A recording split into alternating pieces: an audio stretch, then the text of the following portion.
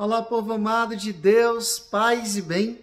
Esse é o nosso encontro, o Evangelho de hoje ensina, nesta sexta-feira, dia em que nós dedicamos uma devoção especial ao Sagrado Coração de Jesus. Então eu quero te convidar a rezar comigo.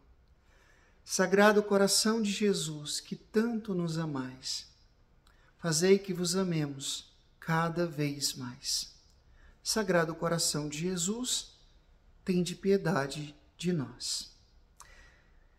Muito obrigado pela sua companhia e vamos agora meditar juntos a palavra do Senhor. Tentar compreender o que o Evangelho de hoje tem para nos ensinar. Abra a sua Bíblia agora em São Mateus capítulo 9, do versículo 9 até o versículo 13. São Mateus, capítulo 9, do versículo 9 até o versículo 13. Acompanha comigo. Naquele tempo, Jesus viu um homem chamado Mateus, sentado na coletoria de impostos, e disse-lhe: segue-me. Ele se levantou e seguiu a Jesus. Enquanto Jesus estava à mesa, em casa de Mateus, vieram muitos cobradores de impostos e pecadores e sentaram-se à mesa com Jesus e seus discípulos. Alguns fariseus viram isso e perguntaram aos discípulos: por que o vosso mestre come com os cobradores de impostos e pecadores? Jesus ouviu a pergunta e respondeu: aquele que tem saúde não precisa de médico, mas sim os doentes. Aprendei, pois, o que significa quero misericórdia e não sacrifício. De fato, eu não vim chamar os justos, mas os pecadores. Palavra da salvação. Glória a vós, Senhor. Povo amado de Deus, hoje eu estava meditando e refletindo esse trecho tão bonito do Evangelho de São Mateus, ele falando do seu próprio chamado, né? E ele faz questão de manifestar que Jesus era um grande incompreendido. Era um grande incompreendido. Sim, eu me explico.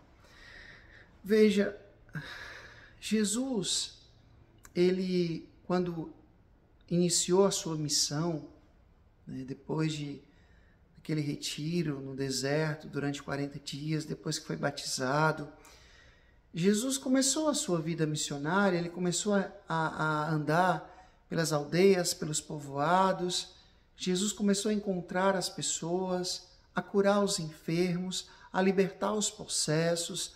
Jesus começou a fazer as suas grandes pregações. Jesus começou a também ensinar os seus discípulos como eles deveriam ser discípulos para que depois eles fossem também missionários. Então, Jesus não perdia tempo, Jesus não dava ponto sem nó. Jesus aproveitava bem cada momento para cumprir bem a sua missão. E diante disso, algumas pessoas abriram muito o coração para Jesus. Em outra passagem diz que as pessoas ficavam admiradas porque ele pregava como quem tem autoridade. Então, as multidões vinham ao encontro de Jesus. Porém, Jesus não foi bem acolhido por todos. Jesus não foi bem compreendido por todos.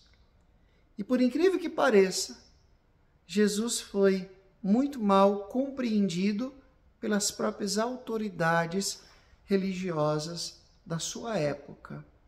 Veja, hoje Jesus chama Mateus. Quem era Mateus? Era um cobrador de impostos. Era um pecador público. Era um corrupto. Porque ele tirava, recolhia os impostos para o Império Romano, mas certamente também tirava o seu. Assim como Zaqueu. E Jesus então chama um desses homens para ser seu discípulo, para ser seu apóstolo. Olha só, que contradição. Jesus quebrando paradigmas. Né? Aqueles que pensavam, não, somente aquele que está lá no templo, que está rezando, que está cumprindo várias e várias regras, né? Como os fariseus faziam mais de 613 preceitos, é que mereciam, né? Estar ali fazendo parte do grupo dos seletos, dos escolhidos. E Jesus vai e quebra esse paradigma e escolhe os mais imperfeitos. Dentre eles, Mateus, um corrupto. E Jesus não somente chama, mas entra na vida de Mateus, vai na casa dele, senta-se à mesa. O que é sentar à mesa? É fazer comunhão. Normalmente, quem nós chamamos para a nossa casa, para um jantar, para um almoço, para um café, né, da manhã, para uma merenda, um lanche, para sentar à mesa conosco, são pessoas com quem nós queremos compartilhar a vida. Quem é que você chama para o seu aniversário? Para bater os parabéns ali em torno da mesa? Quem você admira, quem você quer bem, quem você ama. Então, nesse gesto, Jesus está dizendo, eu amo vocês. Eu não concordo com o pecado de vocês, mas a vocês eu amo. E Santo Agostinho nos ensina isso. Uma coisa é o pecado, outra coisa é o pecador. Às vezes a gente não consegue fazer essa distinção. E aí a gente entra nessa lógica, né? Do puro e do impuro, você pode, você não pode. E vai ficando cada vez mais rigorista, mais legalista, mais puritano. E Jesus vem então dizer, olha, eu vim para os doentes.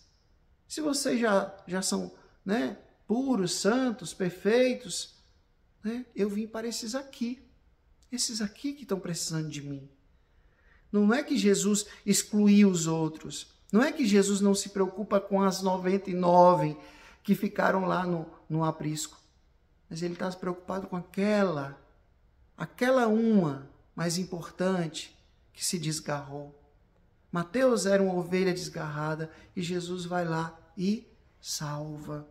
Cada pessoa é importante. E Jesus vai provar isso com esse gesto de amor. Entenda. Me dói muito o coração quando algumas pessoas da igreja usam a palavra de Deus e são cruéis no seu modo de julgar. E esquecem que o fundamento do evangelho é a misericórdia, é o amor. Aí alguém vai dizer, mas a justiça de Deus é também misericordiosa.